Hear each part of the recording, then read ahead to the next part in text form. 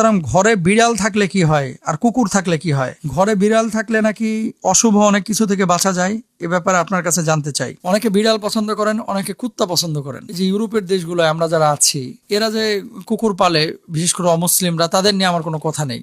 কারণ এটা তাদের কালচার, তাদের বউ নাই, বাচ্চা নাই, একাকিত্বে সময় কাটে না, এই জন্য একটা কুত্তা রাখে ঘরে। তারা তো শরীয়ত ফলো করে না, তারা অমুসলিম, তাদের কথা ভিন্ন। কিন্তু নবীজি সাল্লাল্লাহু আলাইহি ওয়াসাল্লাম বলেছেন, কোন মুসলিমের ঘরে যদি কুকুর থাকে আর ছবি থাকে, ওই ঘরে রহমতের ফেরেশতা প্রবেশ করে না। এখন এই সমস্ত দেশে, ইউরোপ, আমেরিকা, ইংল্যান্ড, এই সমস্ত আরবে, জর্ডান আমি দেখেছি অনেকে ফ্যাশন করে কুত্তা পালে। এখন বাংলাদেশে গুলশান বনানীতেও শুরু হয়েছে। যারা কুকুর পালন করেন তাদের ঘরে রহমতের ফেরেশতা ঢুকবে না। আর যদি শিকারের জন্য কেউ কুকুর পালন করেন, তাহলে সেটা জায়েজ আছে, আপনি ঘরের বাইরে রাখবেন, অথবা বাড়ির নিরাপত্তার জন্য যদি রাখতে চান, যেমন র্যাব স্কোয়াডে আছে, আর্মিদের কাছে কুকুর আছে, এগুলো জায়েজ আছে। কিন্তু এটার সাথে মাখামাখি করার কিছু নেই, কারণ কুকুরের লালা নাপাক, আর সত্তাগত ভাবে আবার কুকুর কিন্তু নাপাক না। তাহলে তো আপনারা প্রশ্ন করবেন যে এত নাপাকি তো আল্লাহ বানাইলো কেন? নাউজুবিল্লাহ। প্রত্যেকটা প্রাণীর পেছনে কোনো না কোনো কল্যাণ আছে, যেটা আল্লাহ সুবহানাহু ওয়া তাআলা জানেন। কিন্তু যেহেতু আল্লাহ পালতে না করেছেন নবীজি সাল্লাল্লাহু আলাইহি ওয়াসাল্লাম, সেজন্য আমরা ঘরের মধ্যে এটাকে গৃহপালিতর মতো লালন পালন